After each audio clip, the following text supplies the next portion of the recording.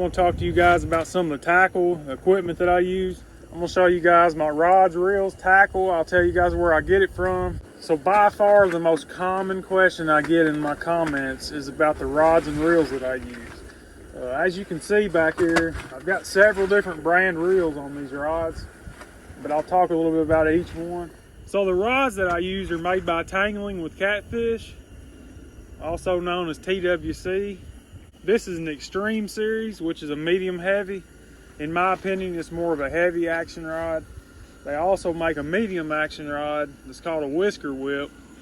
Now, I haven't used all of the Catfish rods that there are out on the market, but this is probably my favorite one that I have used. It's extremely light compared to the other ones I've used. I've casted up to 16 ounces with these rods before without any problems. I've never broke one. They have stainless steel eyes and they have aluminum reel seats. That's probably the main thing that sold me on this brand rod is the reel seats stay tight. You tighten them up, they stay tight. Just really good machine work and stuff on these threads, I think. Here's another really common question I get is this, the blue grips that I've got on my rods. Now these rods actually have cork handles underneath this, and I just got some of this shrinker wrap off Amazon. There's several different places you can get it. You can see it's kind of dirty now, but all that is shrinker wrap. I get the biggest size available. Once you get it on there, you can use a heat gun to shrink it. It gets pretty tight. You don't have to worry about it coming off. If you don't have a heat gun, you can use boiling water and do the same thing.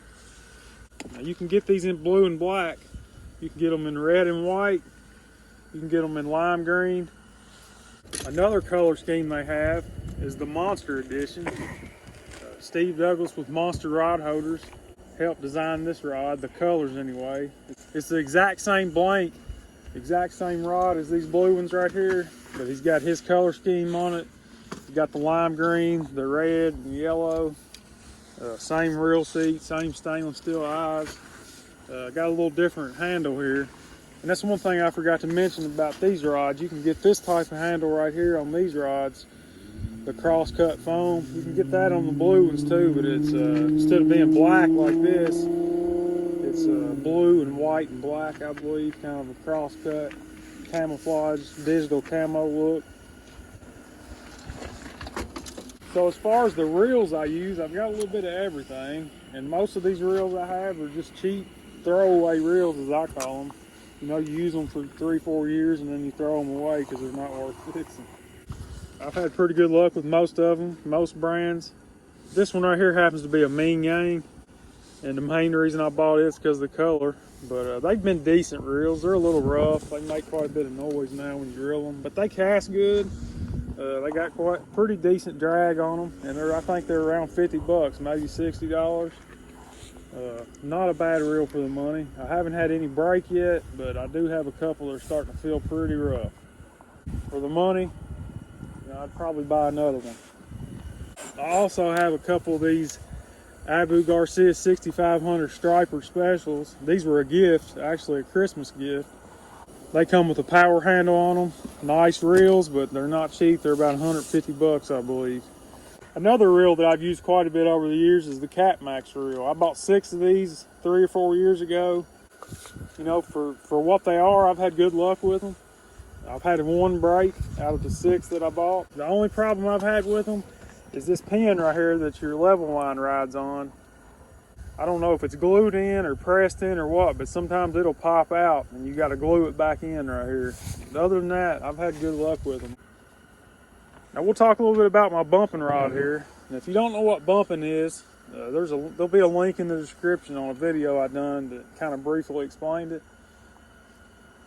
But basically, this is just a really, really lightweight graphite rod. It needs to be lightweight because you're going to be holding it in your hand all day. I have a low profile Shimano Dakota. Absolutely love this reel. Out of all my reels, this is by far my favorite one. This is the biggest size you can get in the low profile. The next size up after this is more of a round reel. Now on this reel, I have 65-pound spider wire stale. This is about the only time I use braided line is when I'm bumping. You pretty much have to have it so you can feel the bottom, because you know the rod's going to be in our hand using this technique. And you want to be able to feel the fish when it gently hits the bait. You want to be able to feel the bottom. You want to be able to feel every rock down there to keep you from getting hung up.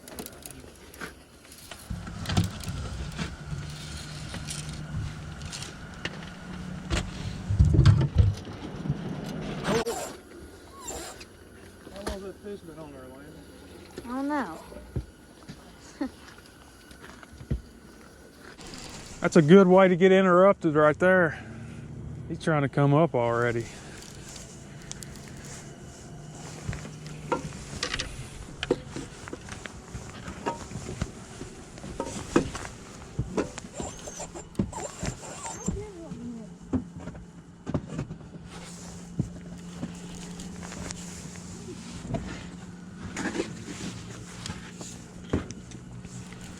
So we're in a spot right here that we have very little current on top, but on the bottom the current's running pretty hard. So this fish may not be as big as I thought it was. Could be the current down there on the bottom. The water temperature is 37 degrees, so this fish is not really fighting very hard, but he does have some weight to him. There he is. Nice fish.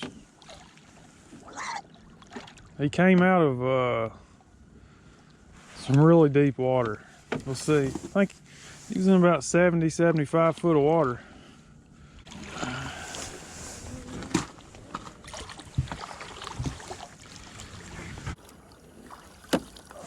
Fish, what do you think he weighs, Lenny? He's over 20, isn't he? Probably about 20. Yeah. About 20. If he was any bigger than this, I wouldn't weigh him with these grippers, but it's not going to hurt him.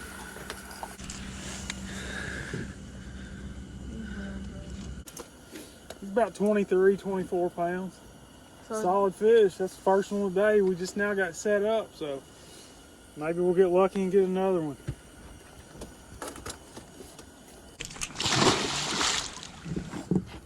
All right, so I think I was talking about the line that I use on my reels when that fish hit. But on the rods that I use for suspending, anchoring, dragging, I use monofilament, and this is 40-pound Andy. That's what this particular blue line is. There's a lot of good lines out there. I like the Andy, I like the slime line, and the Berkeley Big Game, even though it's a little stiff, it's extremely tough line. I've never been broke off on it before. Now I know there's a lot of controversy between braided line and mono. I'm not saying mono's better than braid. I'm not saying that at all. I actually love everything about braided line. The only reason I use monofilament is for the stretch. When I'm suspend fishing or anchor fishing, some days they're gonna grab that bait and take off and be gone, hook themselves, never gonna think twice about it. But some days, when they're biting a little more finicky, I feel like the monofilament makes a huge difference in your hookups.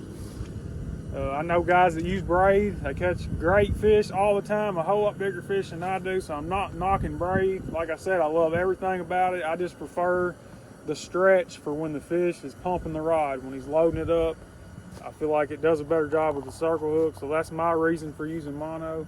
So that's the equipment I use as far as rods and reels and line. I'll talk to you a little bit about the terminal tackle that I use here. We'll start with the hooks that I use. Now my go-to hook, the one I use 99.9% of the time, is the 8/0 tackling cats. So this is the 9/0, this is the 8/0. There's a 7/0 that I really like. Now this is either a 5 or a 6. I can't remember right off. That's a really good hook for eating size fish, you know. This is my go-to hook. This is a good all-around hook for, you know, if a 100-pound fish bites right now, I'm confident that that hook's gonna get him. I know a lot of guys like the huge hooks now. People are using 10 and 12/0 hooks. That hook right there is a 9/0, but there's 12/0s with the same gap as this 9/0. It's got a huge amount of gap on it. Just a big hook. I've used these quite a bit on bigger baits and they hook up great, but I just prefer the 8/0. If I feel like my bait's too big for my hook, I'll just put 2 hooks in it. That's kind of the way I look at it. But I've been using these for about a year now. There's a couple different places you can get them, but they're made by Tackling Cats. Sharp as a razor. You know, you can see how sticky it is. That's what you're looking for in a hook. Not saying these are the best, but they are the best for me. Since I've been using these, I've seen the most consistent hookups of any hook I've used. It's 90% of the time it's right in the corner or not far from it, and they hook deep. All right, I get a ton of questions about where to get these bigger floats at. I bought 100 of these, I don't know, probably a year ago or so, maybe longer. These floats hold up great. They're huge. As long as you got a little current, or as long as you got a little momentum from the boat, they'll float a whole skipjack, a big one. Sometimes they're a little too much for certain things I do. So I use this style right here, which is, I think this is 1.5 inches. This is a 2.5, this is 1.5 inches. So a huge difference in size. Sometimes if I just need a little something to get that bait up off the bottom, like say we got a little bit of current but not quite enough to hold my bait up off the bottom, I can add that to a 3-way rig and it'll go ahead and get that bait right up off the bottom a little bit. If you put that on there, you're going to bring that bait way up off the bottom. So, I use both of them for different things. Sometimes you can find them on Amazon or eBay, but to be honest, I have not found a better price on these floats than bottomdwellerstackle.com. They have about the best price. I'll show you the dragging weights that I use. These are made for dragging, drifting. When the boat's moving and your bait's dragging on the bottom, that's what these are for. No snag sinkers, made by SanteeDrifters.com. Jimmy Smith out of South Carolina makes these. He's got different colors, different sizes. He's got a good price on them. And if you go down the description below, there'll be a coupon code down there for 15% off. And like I said, they're already priced pretty good compared to a lot of the competitors. So go check them out if you're looking for some dragging weights. Since we're talking about equipment, I'll show you guys my new landing net. It's a Monster Hydroweb 80 from MonsterRodHolders.com. I'll put a link in the description. Same guy that makes these rod holders and several other products. This thing's got a rubber coating on the webbing, I guess to protect the fish and probably keep stuff from tangling up in it as bad. You can see just how deep it is. I mean, I could almost get in that thing. I know landing could. It's got a fiberglass handle. All this right here is aluminum, stainless steel fasteners. You don't have to worry about bending this ring on this net. It's thick enough aluminum where you're not going to have to worry about bending it when you weigh fish. Now you can take this handle off if you want to when you weigh fish. You can pop that end cap off, press your button in. It's that easy to take the handle out, and of course super simple to put it back in. I'll put a link to that net in the description, guys. This, like I said, this is the 80 size. If you want one even bigger than this, he's got a 150 that you could probably put 2 adults in. That thing is a monster. And it's a little deeper and a whole lot wider. So I got the 80 and the 150. There'll be a link in the description on where you can check those out. They're not the cheapest nets on the market, but they're definitely not the most expensive. And for the quality that you get with that net, I think they're priced really well. So that's about all I can think of, guys. I'm sure I'm missing something, but if you have a question, just ask me in the comment section. I might miss one every now and then, but I do my best to answer every one of them. We're going to sit here and see if we can catch a couple more fish, but I want to thank you guys for watching. God bless, as always. We'll see you in the next one.